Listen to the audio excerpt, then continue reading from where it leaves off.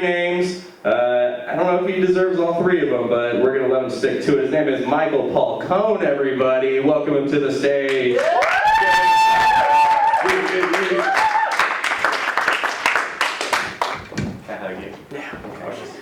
It seems to be the theme. Yeah. Everyone's hugging tonight. We're friends, right? We're friends. Let's get to know each other. Where'd the old folks go?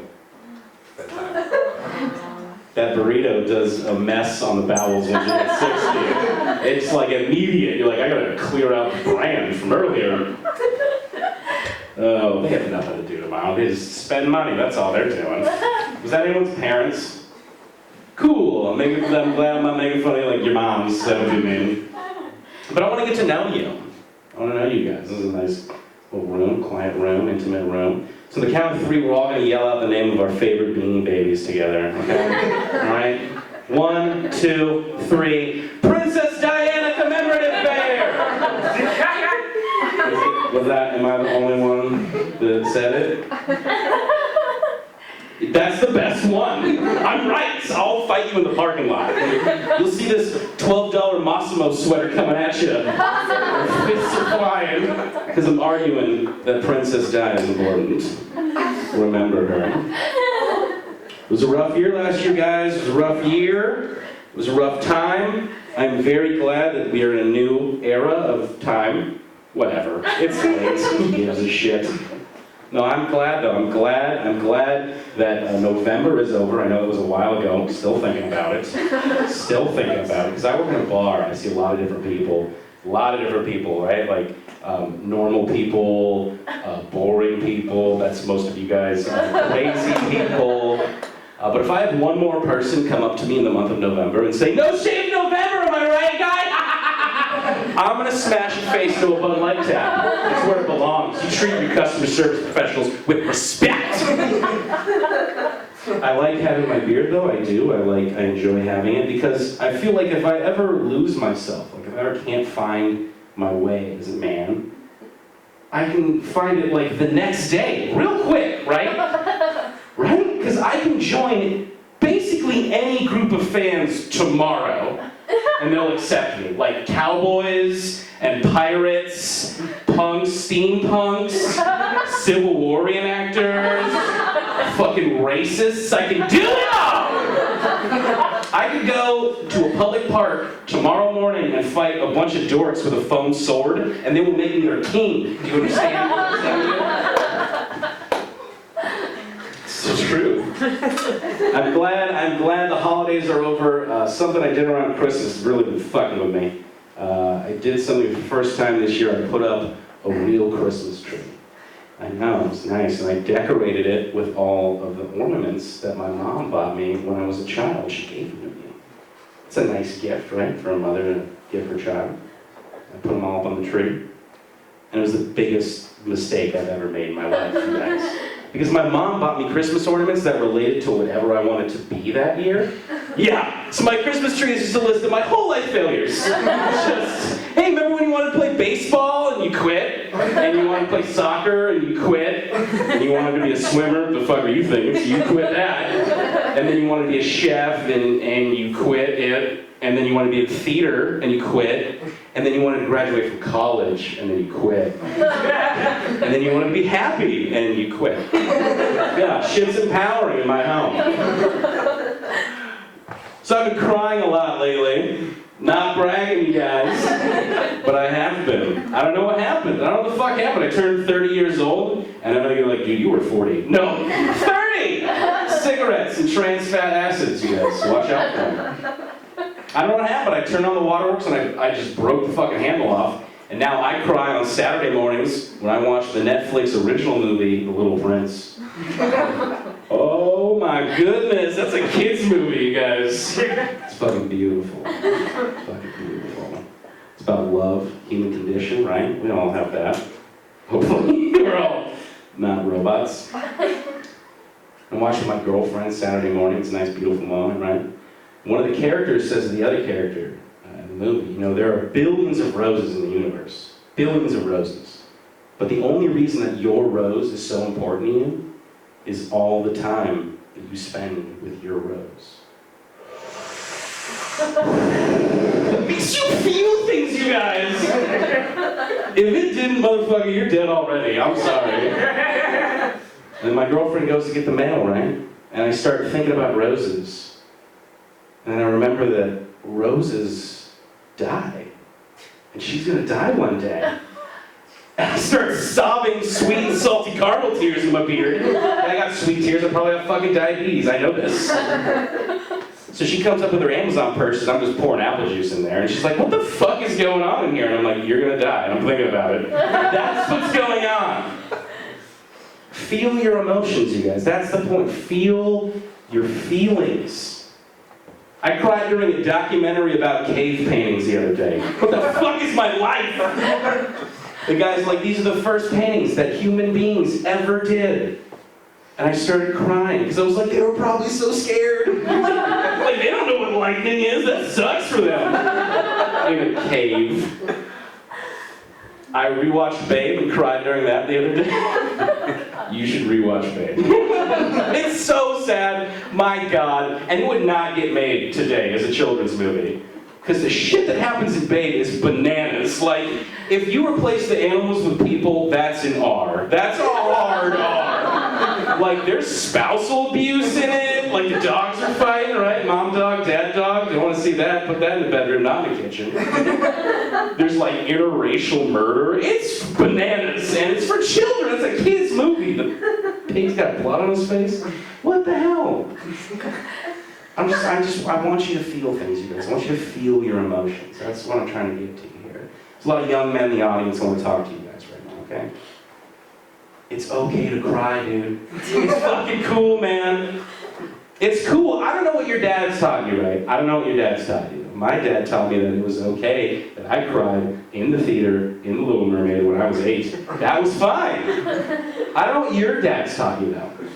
Maybe they taught you something like, you know, son, when you cry, you open up your tear ducts, and that's how the dicks get in. It is not. I swear to God. I would be crammed to the brim with a dog if that's how it works, but it doesn't function like that. It's not how it happens. Shed your tears, boys. Let them fall to the earth from where they're from. I think that's how the earth works, right? You cry and then life comes from it. That's how my life works. Just tear up and then I realize something about myself, right? Like, feel vulnerable. I feel vulnerable as a man. I've never really felt that before. But I let it in. I let those feelings in. Have you ever tripped and fallen in the rain? Sure. Have you ever done it holding a bag of McDonald's? Because that shit will change you as a person. Change your man here. I thought myself as sure-footed as a mountain goat walking through the wet parking lot, striding confidently with my double cheese meal. Yeah, I'm fat. Tripped and fell, right, in the rain, and I landed like a patriot in one-handed Marine-style push-up with the bag extended to the sky like the flag over a baby! And then I went and ate it in the dark, which is how you eat McDonald's. You do that like you're fucking somebody. You do that with the lights off.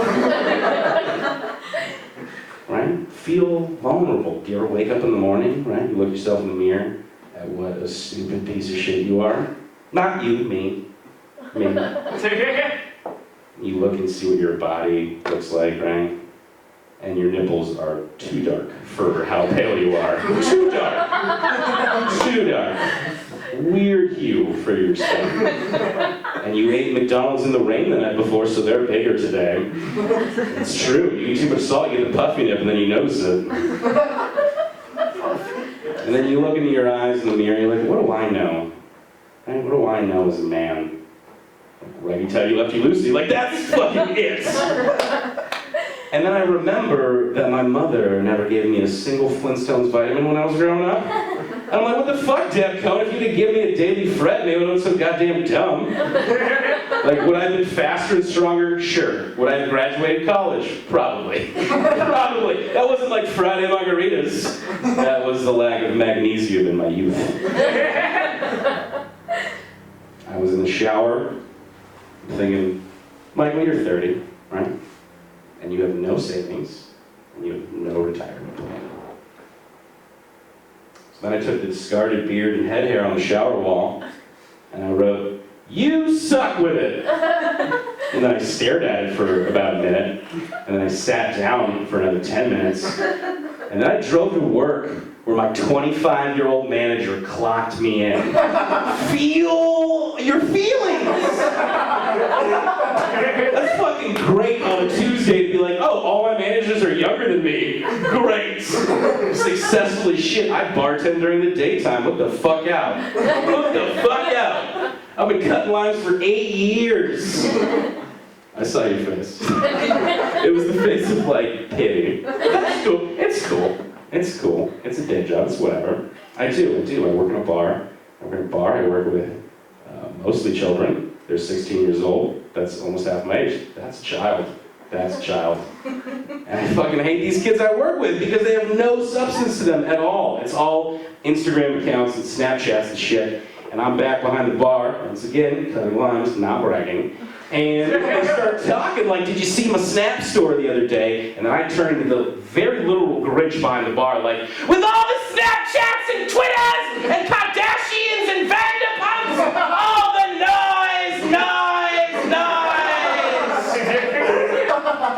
And then, much like the Grinch, except I put cheeseburgers in there, my heart grows very rapidly for a 30-year-old. Just feel your emotions. Just feel your feelings, right? Feel vulnerable. Feel vulnerable wherever. I feel vulnerable in the bathroom of my own home. I do. My girlfriend bought this new toilet paper, and it is exactly 1/2 of a ply.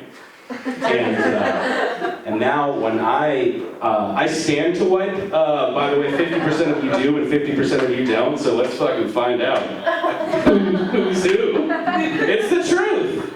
So now, when I wipe myself, it looks like I'm just shredding Parmesan cheese on the ground, and I gotta sweep it up before Emily gets home. That's vulnerability. Feel like a sick fucking person, for once.